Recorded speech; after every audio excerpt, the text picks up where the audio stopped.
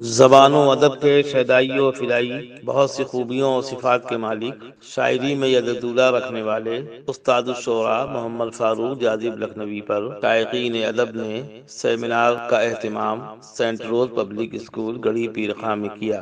فریضہ صدارت احمد ابراہیم علوی نے انجام دیتے ہوئے کہا، اس طرح کے گمنام اور کم نام شاعر لائق اعتنا ہی نہیں، لائق فخر ہیں کہ ان کے کام پر عقیدت و محبت کے پھول چڑھائے جائیں اور انہیں گمنامی و محرومی کی دلدل سے نکال کر عوام و خواص تک پہنچایا جائے۔ شائقین ادب کے منتظمین لائق مبارکباد ہیں، بالخصوص نصیر احمد نصیر کہ انہوں نے محمد فاروق جاذب لکھنوی کی شخصیت اور فن پر سیمینار کا اہتمام کیا۔ معتبر قلمکاروں کو دعوت دی۔ آج ان پہ پڑی ہوئی گرد چھٹنے کا موقع آ گیا ہے اور یقین کیا جانا چاہیے کہ اب انہیں وہ توقیر، وہ احترام، وہ مقام ملے گا جس کے وہ بجا طور پر مستحق ہیں۔ پیش ہے لڑنا آن لائن ود فیضان خان کی آنکھوں دیکھی سبھی کا استقبال ہے اور ہمیشہ میں اس شعر کو اس لیے پڑھتا ہوں کہ سب سے اچھا شعر نہ صحیح لیکن وہ تمام شخصیات جن کو نظر انداز کر دیا گیا، فراموش کر دیا گیا، ان کو یاد کیا جانا چاہیے۔ کب تک ہم میرو والی مصطفی انشا مجاز کے آگے لکھنؤ میں ہم لوگوں نے ساری بیانیں پھاڑ دی ہیں، کسی شاعر پہ گفتگو بھی کرنا نہیں چاہتے، لگتا ہے کہ شاعری کے وہ آخری ولی تھے، جبکہ شاعری کی گفتگو ہوتی رہنا چاہیے۔ اسی گفتگو کے آغاز کے لیے ہم چاہتے ہیں محمد فاروق جاذب صاحب کی گفتگو ہو، احمد ابراہیم علوی صاحب کی گفتگو کی بیس 3 ماہ قبل چلی تھی اور اب یہ کارواں یہاں پہ پہنچا ہے، 3 ماہ گزر گئے اور شہر کی بہت ہی محترم اور قدر شخصیت محمد فاروق جاذب لکھنوی کی، جنہوں نے مخفی طور پہ اندھیرے اجالے میں ادب کا بہت فروغ کیا، لوگوں کی اصلاح کی، لوگوں نے ان کو استاد کا مانا بھائی لگا رہا یا چچا کہا۔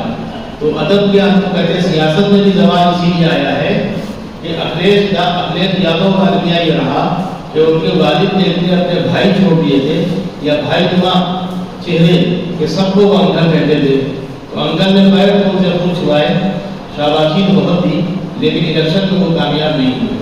جیسے ہی چچا کو سے خود کو آزاد کیا ویسے ہی پھر سے وہ سیاست میں ان کی چمک پیدا ہو گئی۔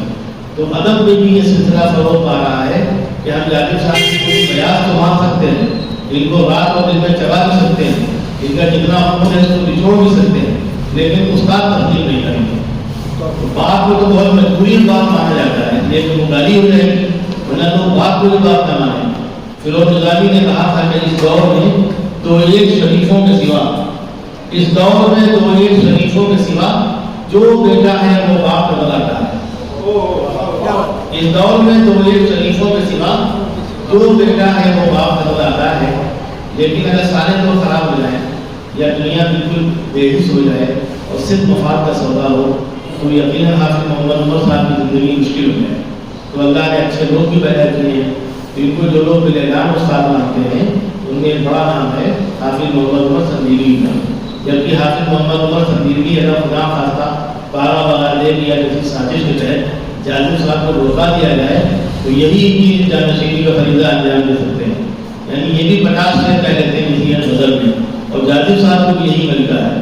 جس کتاب کو ہم لوگ صرف 1500 صفحات کہہ کے نظر انداز کرتے ہیں یا کسی حد تک تسلیم کرتے ہیں، وہ کتاب اگر آج کی روش پہ چل کے جیسے ہم ایک صفحے میں 5 شعر 3 شعر چھاپ کے غزل کو 2 صفحوں میں کھنڈ کر دیتے ہیں اور 2 صفحوں کا پیٹ کر دیتے ہیں، ان کی ہر نعت میں 20 سے 24 شعر ہے، تو 3-4 صفحے کا میٹر آپ نے ایک صفحے میں بھر دیا اور اس کا سائز بھی بڑھا دیا۔ اس طرح جو کتاب 4500 صفحات کی ہو سکتی تھی، لوگوں کو بھیبیل کر سکتی تھی، پریشان کر سکتی تھی، وہ جاذب صاحب نے اپنے انکسار و اخلاص کی وجہ سے اس کو جیسے خود سمٹے ہوئے ہیں ویسے ہی اس اتنے مال کو سمندر کو کودے میں سمیٹ دیا ہے۔ یہ ان کی فنکاری ہے، لیکن ہماری بدنصیبی یہ ہے کہ جس لکھنؤ میں مدح آباد عالم ریٹ کے لوگ چلتے ہیں وہ فخر سے بتاتے ہیں کہ ہم نے بڑا کام کیا ہے 100 سال میں۔ اس 100 سال میں اس مشن کے لوگوں نے 100 کتابیں نہیں خریدی۔ پہلی کتاب جب میں نے اجرا کیا جوہر فاؤنڈیشن میں، اس میں بھی الحمدللہ کوئی مولوی نہیں تھا، کوئی انجمن کا حامی نہیں تھا، لیکن وہ سارے لوگ باخبر تھے۔ ان کو بہت ذلیل کر کے بار بار کہہ کر کے ان کی 300 کتابیں اب تک فروخت ہوئی ہیں۔ اتنے لوگوں میں ایک چہرہ نظر آیا مشرف حسین صدیقی صاحب کا، جنہوں نے 10 کتابیں خریدی، خالد حلیم صاحب کی کتابیں خریدی، کچھ ان کے خفیہ شاگرد تھے وہ ڈاکٹر بھی ہے، وہ پتہ نہیں کیا کیا ہے، نام نہیں لے رہا ہوں میں، ورنہ خامخواہ زندہ پہ ہوگا وہ سب میں آئے گا. انہوں نے بھی 10 کتابیں خریدنے کہا تھا. بعد میں انہوں نے یہ الزام عائد کیا کہ کیونکہ آپ کے دوران کی صدارت ایک شیعہ نے کی تھی، لہٰذا میں نے کتابیں نہیں خریدی. تو اس طرح کا بھی لڑکوں میں شریفانہ رویے ہیں. اور جب شیعوں سے معاملات پوری زیادہ اچھے، سید سبز امام صاحب آئے تھے، وہ شیعہ تھے، مفتی گنج میں رہتے تھے، لہٰذا ہم آپ کی کتابیں نہیں خریدیں گے، وہ رقم ان کی ماری گئی. لیکن 2 شریف لوگ بھی پیدا ہوئے جن کے نام میں نے آپ کے لیے احمد ابراہیم بلخی صاحب نے ان کی کتاب 1600 روپئے کی خریدی تھی، جبکہ اصولی طور پر جاذب صاحب کو کتاب پیش کرنا چاہیے تھی. اچھا، جاذب صاحب بھی الحمد للہ بہت اعلیٰ درجے کے بزرگ ہیں، جن نے ان کے مضامین لکھے، جہاں قوم نے ان کے ساتھ گھٹیا سلوک کیا وہی ان کا بھی سلوک آپ سماعت فرما رہے ہیں. یہ بھی قابل معافی نہیں ہے. جنہوں نے اپنی کتاب کو کسی نے ان کے کام میں کھود دیا کہ استاد اس کو بانٹیے گا نہیں، بات سمجھ میں آ رہی کیونکہ فائدے کی تھی. لہٰذا احمد ابراہیم بلخی، رضوان فاروقی، غفران نسیم، عمر کمال الدین، اور ایک حد ہے نواب حسنی ندوی، یعنی مولوی سے لے کر پنڈت تک کسی کو جاذب صاحب نے کتاب پیش نہیں کی. وہ نسخہ ان کے کام کا تھا. ان سے سمجھ میں آ گیا کہ کتاب کیسے لکھتے تھے. شہزاد صاحب کی مجھ میں لائے، حضرت رشید کی بھی لائے، کسی کو کتاب نہیں تھی. تو جہاں ہم لوگ ظاہر واقع ہوئے کتاب خریدنے میں ہم جیسے بہت سے، وہاں ان کا بھی ظلم کی حمدہ روا ہے اور کبھی ہے ہونا چاہیے. تو ہم سب ایک دوسرے کا آئینہ ہے، یہ سب ہوتا رہے گا. لیکن آج کی اچھی خبر یہ ہے کہ محمد فاروق جاذب صاحب کا جشن نہ کر کے ہم نے سیمینار اور مشاعرے کا نام لیا، اس لیے کہ جشن بہت بدنام ہو چکا ہے. جہاں جب جشن آتا ہے وہاں یہ سمجھا جاتا ہے کہ احمد ابراہیم بلخی صاحب کا جشن ہو رہا ہے، اس کے مطلب ابراہیم بلخی صاحب نے 50,000 روپئے یا کم از کم 30,000 روپئے خرچے کے لیے ہو رہا ہے. تو یہ شہرت کے نام پہ یا عزت کے نام پہ ذلت کی بٹوری ہے. تو میں نے کہا مذاکرے کریں گے، سیمینار کریں گے، مشاعرے کریں گے، جشن کٹا دیں گے، یا پھر لمبی رقم کے لیے 50 کھانے میں کوئی بیٹھ کی طرح اور بنا جس کا ہے اس کا پروگرام کر دیں. یہ چھوٹی موٹی رقم پروگرام دیتے ہیں 5,000 2,000 6,000، یہ ہم ناموری کے لیے اس کو کسی اپنے اسٹیج کو کبھی استعمال نہیں ہونے دیں گے. اس لیے کہ مقبول احمد دانی کی نظیر ہمارے سامنے ہے. ان سے کہا گیا کہ آپ نے آل انڈیا نام رکھا، آل انڈیا کی اکیڈمی، جبکہ آپ کی باڈی رجسٹرڈ کر نہیں ہے. تو پروفیسر عالم سرور اور آنند اللہ والا نے کہا کہ دانی صاحب کام اتنا بڑا کیجیے کہ آل انڈیا تو بڑی تنظیم ہو جائے. نتیجہ یہ ہوا کہ دانی صاحب نے 500 لوگوں کو بلایا، ہندوستان بھر کے ادیبوں شاعروں اور ایک سے جو قارئان ادب تھے اس وقت کے، اور اس میں 100-200 لوگوں کو ہمیشہ نوازا. اس میں احمد ابراہیم بلخی صاحب اس کی نظیر موجود ہیں. 2 ایوارڈ ان کو دیے گئے، صحافت کے حوالے سے، ایک ان کی مجموعی خدمات کے حوالے سے. اس میں رقم کیا ملتی تھی؟ آپ سمجھیے کہ آپ کا اتنی حقیقی رقم تھی کہ سمندر سے ملے پیاسے کو جب وکیلی ہے، یہ رضاقی نہیں ہے. لیکن اس سمندر سے صرف 300 500 1000 روپئے سب سے بڑا جو اعزاز تھا دنیا اس کی رقم تھی 2,500 روپئے. تو انہوں نے کہا رقم سے نہیں بلکہ اس ایوارڈ کی اتنی حیثیت بن گئی تھی کہ اسی ایوارڈ کی بنیاد پہ لکھنؤ یونیورسٹی وغیرہ میں پروفیسروں کو ڈسٹنشن ملتا تھا 2 سال کے لیے ان کی سروس پڑھنا تھی. یہ جلوہ تھا مقبول احمد دانی کا. تو شائقین ادب یا مسعود جو ویلفیئر سوسائٹی یا شمام کی فاؤنڈیشن اگر ایسا کوئی کارنامہ کر سکتی تو کرے. اس میں کہیں سے لفافے کا لین دین نہیں ہونا چاہیے، اس کو مشاعروں تک محدود رکھا جائے. آج کی اس محفل میں بھی لین دین سے گریز کیا جائے. فاروق جاذب صاحب کو ہم لوگ سب بتاتے ہیں، ان کا قد ایسا ہے کہ ان کی عزت کی جائے، احترام کیا جائے. خود احمد ابراہیم بلخی صاحب نے کہا کہ کیا ہو گیا جاذب صاحب کو جب اتنا بڑا کام انہوں نے کر دیا کشمیر گجرات کے حوالے سے، تو اب غزل میں اور دیگر چیزوں کو گفتگو کیوں؟ تو میں نے کہا جو اپنے وقت کے حالی تھے اور غالب تھے اور اقبال تھے وہ بھی غزل کے حوالے سے مشہور تھے اور کسی کو ناز سے گریز نہیں تھا. تو ناز کا مطلب یہ نہیں ہوا کہ ان کا دوسرے کو کلام ہے وہ دریا خود کر دیا جائے یا بغل کے نالے میں پھینک دیا جائے. جو پھینکنا تھا وہ ان کی بیگم نے پہلے ہی دنیا میں پھینکوا دیا تھا. دھواں تھا. جب وہ تنگ آ گئے کہ صاحب یہ راتیں ہمارے لیے تھی، قرآن نے کہا تھا عورتوں کے لیے وقف کر دو، یہ آدمی اپنی شاعری کے لیے وقف کیے ہوئے ہے، تو بغیر کسی احتیاط کے 2 بولے کنویں میں پھینک دیے. جو بچا وہ ان کے پاس، جو بچا ہے وہ انشاءاللہ شائع کر دیا جائے گا. آپ صحیح ہے سب تشریف لیں گے. ہم نے کبھی کبھی ایسا بھی ہو کہ وقت سے پروگرام شروع کر دیا جائے. صاحب تشریف لے آئے ہیں اور حکیم محمد آغاز صاحب بھی ہیں. ہم چاہتے ہیں کہ حافظ محمد عمر صاحب چند آیات سے آپ کا وہ آغاز کر دیں، اس کے بعد میں شروع کرتا ہوں.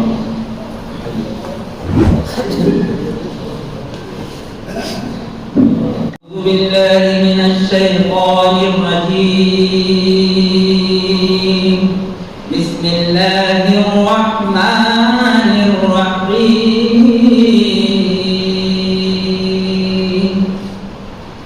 تلك الرسل فضلنا بعضهم على بعض منهم من كلم الله ورفع بعضهم درجات وآتينا عيسى ابن مريم البينات وأيدناه بروح القدس ولو شاء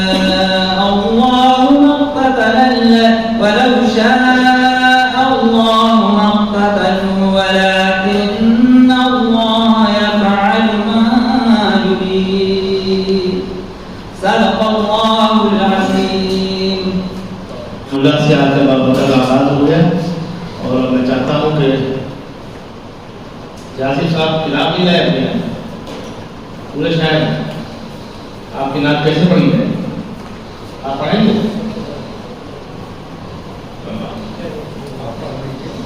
کہاں سے پڑھنے میں کوئی حافظ میں ٹھہرا جب یہ اپنی ان کا کلام تو تھوڑے حافظ ہوں، اس کلام کا حافظ کو اللہ نے نازل کیا، جاسف صاحب کا نازل کرتا نہیں، اپنی نعت کے یہ پڑھ دوں آپ نہیں لائے بیان کروا کے یہ ہم نے جو صفات کی بیان کی تھی وہ ہیں ان کے اندر، جشن کرنا الگ مسئلہ ہے، لیکن ہرگاہ سرنام کو نظر رکھنا ہی بہت لازم ہے. آپ کے وقت علیہ السلام کام ہونا چاہیے. یہ کتاب نہیں لائے کہ جس موٹی کتاب کی مصنف ہے اس کو لے آتے کون اٹھا کے لے آتا، ممکن ہے تو خرید ہی لیتا، یہاں رکھی تو رہتی کی کتاب آپ ہی کی ہے.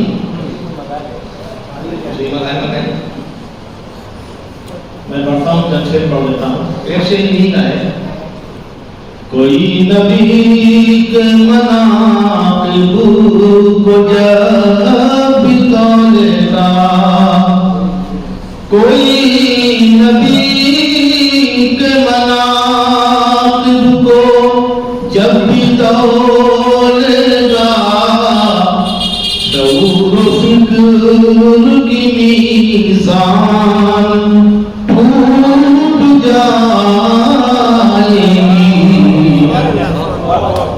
کوئی نبی کے مناقب کو جب بھی تولے گا، شعور و فکر کی میزان ٹوٹ جائے گی. کہا تھا جناب سعید نسیم اختر صدیقی نے کہ شاعری دین کے منافی ہے، مسئلہ یہ بھی اختلافی ہے. شاعری دین کے منافی ہے، مسئلہ یہ بھی اختلافی ہے، ہاں مگر بخشش گناہ کے لیے نعت کا ایک شعر کافی ہے. تو اسی نظریے سے میں نے نعت کا ایک شعر پڑھ دیا کہ اگر بخشش کا ذریعہ یہی شعر بن جائے جاسف صاحب ان کے حوالے سے ہم سب کا، تو اس سے زیادہ وہ دنیا میں چاہیے بھی نہیں. یہ ضروری نہیں ہے کہ بہت زیادہ نعتیں پڑھی جائیں یا بہت زیادہ شاعری پڑھی جائے، جاسف صاحب کو سنا جائے گا. آج یہ پروگرام عملی طور پہ ان کی شخصیت اور فن پہ ہے، ہم سب کو کچھ نہ کچھ ان پہ گفتگو کرنا ہے. جاسف صاحب کا کمال یہ ہے کہ انہوں نے ہر زمانے میں اچھی شاعری کی اور اپنے وقت کے گمنام شاعر صفت لکڑی جو ان کے عزیز بھی تھے ان کو استاد مانا، تسلیم کیا اور ان سے اتنا کچھ سیکھ لیا کہ ان کی رحلت کے بعد یعنی 1.5 سال ان کا ساتھ رہا، پھر ان کو کسی استاد کی ڈیوٹی پہ جانے کی ضرورت پیش نہیں آئی، یعنی یہ خود کفیل ہو گئے تھے. اور مشتاقی کوئی اس انتہا پہ تھی کہ 50 شعر کہنے کے بعد ان کا دماغ گرم ہوتا ہے، یعنی اگر ان کی شاعری سب چھاپ دی جائے تو وہ ایک عذاب کی شکل اختیار کر لیں گی. اس لیے ان کو کسی نے سمجھایا جو بہت ہی حکمت مزاج تھا، اس نے کہا کہ آپ اگر 7 شعر میں 70 شعروں کی بات کر سکتے ہیں، یعنی 70 شعروں کے لیے نظمیں تھیں پہلے سے، آپ غزل مسلسل کہیے یا غزل کہیے 7 سے 11 شعر میں گفتگو ہو سکتی ہے. پھر بھی ان کا وہ دیوان جو حادثات دل کے نام سے تیار ہے اور احمد ابراہیم نقوی صاحب کی میز پر ہے. انہوں نے باقاعدہ اس پہ مقالہ لکھا اور انہوں نے کہا پہلا ہی شعر اتنا قیامت کا ہے کہ دل چاہتا ہے کہ اس کتاب کو گھر گھر پہنچا دیا جائے. انہوں نے اس پہ باقاعدہ مضمون لکھا، اس میں بھی ہر غزل میں تقریباً 25-30 شعر ہیں، یعنی ان کو قابو کرنے کی ہر کوشش ناکام ہے. جاسف صاحب کو کلام بہت ہے، چھپنے سے پہلے کہیں شاعروں سے کہ اس کو بقدر ظرف و استعداد جو اس کو پھر اچھا لگے اٹھا دے گا، 7 شعر چھوڑ دو، تو یقیناً وہ کتاب بہت کامیاب بھی ہو جائے گی۔ لیکن وہ کتاب بھی انشاءاللہ چھپے گی تو آمنے سامنے مصرے ہوں گے، اور جو کتاب کا قدر ہوتا ہے وہ قدر و بڑھا ہوا ہوگا تاکہ وہ اس کے اندر آ جائے، اور وہ سب ہم لوگوں کے سروں پہ ڈال دیا جائے گا۔ کیونکہ ہمارا یہ کام ہے کہ اس میں سے جو ہیرے پتے مخراج ہیں اسے چنیں اور اس میں گفتگو کریں، سب لیں۔ اگر ادب میں اس میں گفتگو نہیں کی جا رہی ہے تو ہم ادبی طور پہ بیمان ہیں، اور یہ بیمانی کسی فنکار پہ جائز نہیں ہے۔ جناب فرید احسن صاحب نے ان کے مضمون لکھا ہے، اور مجھے امید ہے کہ بہت اچھا مضمون ہوا تو ان کی فکر و فن کے جو گرہیں ہیں اسے کھول دے گا۔ تو آج کے پروگرام کے باقاعدہ آغاز کے لیے اسرار الحق صاحب نے جو مضمون لکھا ہے، میں انہیں کو ذہن دیتا ہوں کہ جو انہوں نے لکھا ہے وہ ہمارے سامنے پیش کر دیں تاکہ اسی روشنی میں سفر کو آگے بڑھایا جا سکے۔ ڈاکٹر اسرار الحق صاحب ڈاکٹر معراج صاحب صاحب کے فرزند ہیں، لائق اس لیے ہیں کہ اگر یہ کوئی دوسرا کام کرتے مال سے کما رہے ہوتے تو قابل ذکر نہیں ہوتے، لیکن ڈاکٹر معراج صاحب صاحب نے بدر شمس کی شکل میں جو قدم لگایا تھا اس کو سیکھنے کے لیے انہوں نے 2 بیٹے چھوڑے، ایک اسرار الحق ایک ابرار صاحب۔ وہ شاعر باقاعدہ ہیں اور یہ ادیب باقاعدہ ہیں۔ ابھی آپ کے لوگ السلام علیکم ورحمۃ اللہ۔ اس مضمون کا عنوان ہے کونا مشق شاعر فاروق احمد۔ زود ہوئی ہلاک نہ سہی ہلکان ضرور کرتی ہے، جاذب بسیار وہ ہے 1500 صفحات کا نافع دیوان اس کا ثبوت ہے۔ بڑے جشن ہوئے لیکن ایسی کوئی میل نہ سہی جس پر چند سنجیدہ حضرات بیٹھ کر باقاعدہ گفتگو کرتے، البتہ کچھ شعراء کو اس کی اولاد کی جانب چہرے گوئی کرنے کا موقع ضرور حاصل ہے۔ یہ شاعر کی دلچسپی ہے۔ ہونا یہ تھا کہ دیانتداری سے عائد و محاسن کھل کر بیان کیے جاتے اور شاعر بھی آمادہ رہتا اپنی گرامر کالج پر تبصرہ سننے کے لیے۔ بہرحال وہ وقت کب آئے گا خدا جانے۔ خاکسار نے جانب کی نظمیں دیکھی ہیں جن میں تسلسل ہے، بلا کی روانی ہے، ایک کیفیت ہے۔ مدرسہ تجدید الفرقان میں لکھی نظم ملاحظہ کیجیے تو آپ کو اندازہ ہوگا کہ کوئی مصور در و دیوار کی مربع کشی فنکارانہ ڈھنگ سے کر رہا ہے۔ یہ نظم قاری صفت اللہ صاحب کی ایما پر لکھی گئی ہے۔ مجھے جاذب کی غزلوں کے حوالے سے اپنی بات لکھی ہے، لہذا آئیے آپ کو جاذب کی غزلوں کے دیار میں لے چلتے ہیں۔ جاذب کی غزل میں دنیا کے معاملات ہیں۔ شعر نوٹ چھاپنے کی مشین کی طرح کہتے ہیں، روانی ایسی کہ جیسے کوئی کارخانہ ہے جہاں بس سکے ڈھل رہے ہیں، بڑا بس آمد کا ہے۔ غزل مسلسل ہے، 12 سے 15 اشعار سے کم کوئی غزل نہیں ہے۔ برجستگی بڑی خوبی ہے۔ بے ساختہ شعر کہتے ہیں، اس سے اندازہ ہوتا ہے کہ آپ کا دماغ اس کڑھائی کی طرح ہے جس میں شیرہ کھول رہا ہے، ادھر جلیبی ڈالی چھن سے پک کر تیار، یعنی اشعار کہنے کے لیے غور و فکر کرنا آپ کی عادت نہیں، وہاں پہلے سے ہی تپش ہے، بس ذرا سے کن فیکن کے بعد بالکل پکا ہوا شعر برآمد ہوتا ہے۔ ہر شعر قلقلِ مینا ہے جس کی نوک پلک درست کرنے کی ضرورت نہیں ہوتی۔ اکثر اشعار میں دل سوچی کے بجائے دماغی گردش ہے۔ اس کا یہ بھی مطلب نہیں کہ ان کا کلام آثار قدیمہ کی عمارت ہے، بلکہ بعض جگہ آپ کے اشعار لکھنؤ کا شیش محل نظر آتے ہیں، یعنی لکھنوی انداز اور باغپن جو آرزو کے یہاں موجود ہے۔ جاذب زباندار ہے، اسی لیے الفاظ کے محتاج نہیں ہے۔ شعر پڑھیے تو محسوس ہوگا کہ ہر لفظ از خود مناسب جگہ آ کر استعمال ہو گیا، بلکہ نگینے کی معنی چڑھ گیا۔ مکمل مرصع غزل سامنے آتی ہے۔ زبان و فن کے ماہر جاذب کو اپنی زبانانی کا غرہ نہیں ہے، احتیاط سے کام لیتے ہیں۔ فرماتے ہیں کہ زبانانی پہ اتنا ناز بھی اچھا نہیں جاذب، زبانانی پہ اتنا ناز بھی اچھا نہیں جاذب، جو کوئی سامنے اہل زبان آیا تو کیا ہو۔ زبانانی سے یہ معنی حقیقت چھو تو سکتی ہے، زبانانی پہ اتنا ناز بھی اچھا نہیں جاذب، زبانانی پہ اتنا ناز بھی اچھا نہیں جاذب، جو کوئی سامنے اہل زبان آیا تو کیا ہوگا۔ زبانانی سے یہ معنی حقیقت چھو تو سکتی ہے، زبانانی سے یہ معنی حقیقت چھپ تو سکتی ہے، زبان والوں میں کوئی بے زبان آیا تو کیا ہوگا۔ زبانانی اچھی علامت ہے، البتہ چند زبانی معنی ہو بلکہ لفظی کہلاتی ہے۔ जाजिब के बहुत से शेर बाइदुल फहम है, मुमकिन है नशार की शरह खुद जाजिब साहब को परेशान करे। कलाम तसव्वुराती है, मुशाहिदे की किल्लत है, इससे इनकार नहीं कि अखबार आलिया का लिहाज ज्यादा है। जाजिब को मैंने हमेशा एक ही और इसी उम्र का शुरू से देखा है, खुदा जाने जवानी कैसी रही होगी। जाजिब साहब ने पुरानी ऐनक से दुनिया को देखा और फिक्री गलबे को कागज पर उतार कर इस तरह सुकून हासिल किया है जैसे हुस्न अमल के बाद होता है। आप अपने कलाम के वो शेरी औलाद समझते हैं और समझना भी चाहिए, इसे अजीज रखते हैं, इसीलिए इसकी इशाअत पर शादी जैसी महफिल आरास्ता करते हैं। जाजिब की जाजिबियत से राज आए से बरसा यही सब है। नासिराना रंग से मामूल शेर मुलाजा करें कि माँ के कदमों की जो महसूस जरूरत नहीं थी, माँ के कदमों की जो महसूस जरूरत नहीं थी, जान लो तुमने नजर जाने की जन्नत नहीं की। महाभारत का बयान देखे कि कह रहा है बाप से बेटा की कुर्बान कीजिए, कह रहा है बाप से बेटा की कुर्बान कीजिए, ये भी सूरत पेश आई फर्ज की तकमील में। कत्ले इंसानी की जाजिब थी समझिए इब्तिदा, कत्ले इंसानी की जाजिब थी समझिए इब्तिदा, जंग जिरदम हो गई हाबिल और काबिल में।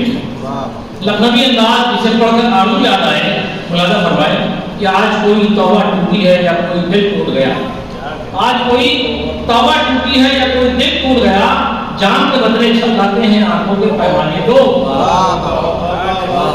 और दर्द मोहब्बत देते देते उम्र गवाती मैंने तो, दर्द मोहब्बत देते देते उम्र गवाती मैंने तो, चाक हुआ है मेरा गरेबा इतना ही बच जाने तो।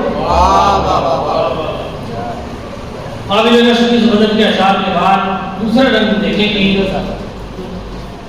दिल कैसे हटेगा भला दुनिया की तरफ से, दिल कैसे हटेगा भला दुनिया की तरफ से, अगर ज़हन को वाबस्ता न किया जाए। आखिरत के इस्लाम के बाद इस शेर में ताकीद की है कि दिल के रास्ते ज़बान से जाते हैं, दिल के रास्ते ज़बान से जाते हैं, गुफ्तगू में ये एहतियात भी कर। जाजिब के पेश नज़र नौजवान तबका है, हम कौम का शेर कहते हैं, इनका पूरा घर ईमानिया संदूक उनकी अपनी किताबों और ईमान से भरी पड़ी है। आमद का ये हाल है कि हमदम हाथ में कागज कलम रहता है, मुझे लगता है कि ब्रेक लगाकर शेर नोट करके फिर गाड़ी स्टार्ट करते होंगे। शेरी एतबार से जाजिब भारी हैं, लोग इन्हें इनके रखरखाव की वजह से हल्के में लेते हैं। जाजिब अगर शेर न कहें तो समझिए कि बस खात्मा में खैर है, शेर वही इनकी करार का जामिन है। उमूमन ज़ईफ़ी में आमद का सिलसिला बंद हो जाता है, इसके शवाहिद आमद का सिलसिला बंद हो जाता है, लेकिन जाजिब साहब की शेरी फैक्ट्री में कभी ताला न पड़ेगा। इसके शवाहिद आप हज़रात के आँख सामने हैं, कहीं मधु किए जाएं हो ही नहीं सकता न जाए। और अब तो आप भी ये भी जान रहे हैं कि तहत के सामीन उनका होते जा रहे हैं, कलाम सुनाया नहीं गाया जा रहा है। लिहाजा सुहा ज्वेलर्स की महफिल में इन्हें मुतरन्निम भी देखा है, आपके अंदाज़े पेशकश पर हम मुस्कुराते हैं, अगर पूरा दिमाग न लगाए तो क्या मजाल की शेर का हर लफ्ज़ आज तक पहुँच जाए। बहरहाल खानपान होने के बावजूद चुस्ती कुर्ती बरकरार है। खुदा करे जाजिब इसी तरह शेरी दुनिया में ताज़े रहें, ताकि आपकी शायराना बुजुर्गी से हम दरियाफ्त रहें। ये महफिल भी इनकी उम्र में इजाफे का सबब होगी। शुक्रिया। साहब ने बहुत अच्छा मकाला पढ़ा, आपने मुख्तसर लेकिन भरपूर, और आपने जो उनके अशार पेश किए वाकई जो उनकी शायरी का अहम जुज़ है, उन अशार को न पढ़ा जाए मुझे लगता है कि ये शेर क्यों नहीं चुने गए। आगे जो अच्छे शेर हैं तो मुतासिर करते हैं, हर एक को फूल हर एक को मुतासिर करते हैं, बच्चे हर एक को मुतासिर करते हैं। अच्छी शायरी फूल की तरह होती है, जहाँ तो खुशबू की तरह फैले हैं दुनिया भर में, आप खुशबू को गिरफ्तार करेंगे कैसे। यही इनकी शायरी की सिफत है कि इनकी शायरी की खुशबू बिखर कर रही, और हम लोग परवाने की शक्ल में जाजिब साहब को शमा के रूप में उनके दिल बस करने पर मजबूर है। सदारत मोहतरम अहमद इब्राहिम नकवी साहब की है, सैयद ज़िया नकवी साहब तशरीफ ले आए, साबिर नकवी साहब तशरीफ ले आए, फैज़ान खान अपने कैमरे को सेट किए हुए हैं। इन्होंने तय कर रखा है कि 3 चेहरे दिखाएंगे, बाकी नहीं दिखाएंगे। बाद में इनसे पूछा कि क्या चक्कर क्या है, यानी लोगों को पैसे नहीं आते हैं। तो साहब नकवी साहब के आए, एक अच्छी खबर है। हकीम आगाज साहब तशरीफ ले आए, मोहतरम मसरूर शाहजहाँपुरी साहब, जिनका ताल्लुक हरदोई से है, शाहजहाँपुर से, बॉम्बे से, और कोई दुनिया का इन्होंने मुल्क न सही लेकिन कम अज़ कम हिंदुस्तान का खत्ता छोड़ा नहीं है जिसको अपने पैरों तले रोना ना हो। नतीजा ये हुआ कि तजर्बा को मुशाहिदा कोई इनके हाथ लगे वो दूसरे शोरा के हाथ में रखते हैं। पिछली बार इन्होंने एक मकाला ऐसा पढ़ दिया कि हम लोग हंसते हंसते हम लोगों की सेहत काफ़ी बेहतर हो गई, इसलिए उर्दू वाले हंसना भूल गए। हिंदी में तो कम अज़ कम तालीम में गुंजाइश है। यहाँ जहाँ किसी ने खुशी की तालीम की का एक बहुत ख़राब अमल है। लखनऊ में एक महिला है जो इसी के लिए मखसूस है। तो इस तरह की जो खसूसियात पैदा करनी है हम लोगों में, इन अल्लाह मासाबीन इन्ना लिल्लाहि व इन्ना इलैहि राजिऊन, उसका नतीजा ये हुआ कि अच्छी खासी गलत को मर्सिया बना के रख दिया है। तो गलत में तो कम अज़ कम हंसिए, इस दिन रोने की क्या जरूरत है। तो अब हम चाहते हैं आज गजल की महफिल है, सही मौके पर ताली बजाई जाए, या वाह वाह किया जाए, कोई बुरी बात नहीं है। सदर मोहतरम तो सही कहेंगे, इसलिए कि पहले ये शायरी से शायरों में दूर दूर थे, अब तो कवियों से इतने करीब लोगों को उठा ले जाते हैं। अब वो कहते हैं अल्लाह का इतना करम हुआ कि उन्होंने रोजनामा आप छोड़ दिया, वरना ये हमारे हाथ कभी ना आते। हमेशा हमारी तकारीर को न छापते और कोसते रहते कि ये शायर ऐसे शायर वैसे शायर। अब ये कहते हैं कि ये अच्छी कौम है जो कम अज़ कम इसी हाल में भी रोती तो नहीं है, अपने गमों को हमेशा से नहीं करती, बल्कि अच्छी अच्छी बातें करती हैं। तो ये इस सदी की अच्छी खबर क्या है कि शायरों को बगल में बैठते हैं और हम लोग की शायरी की तारीफ करते हैं। इससे लगता है कि हम हैं सब बड़े शायर। गालिब भी वैसा नहीं आया, हम लोग वैसा है। ये हम लोग के लिए बात है। लर्न ऑनलाइन की जानिब से आपसे बस इतनी इल्तिजा है कि हमारे इस प्रोग्राम को लाइक, शेयर और सब्सक्राइब ज़रूर करें। साथ ही बेल आइकन दबाना ना भूलें, जिससे हमारी हर वीडियो आप तक अपलोड होने के साथ ही पहुंच सके। शुक्रिया।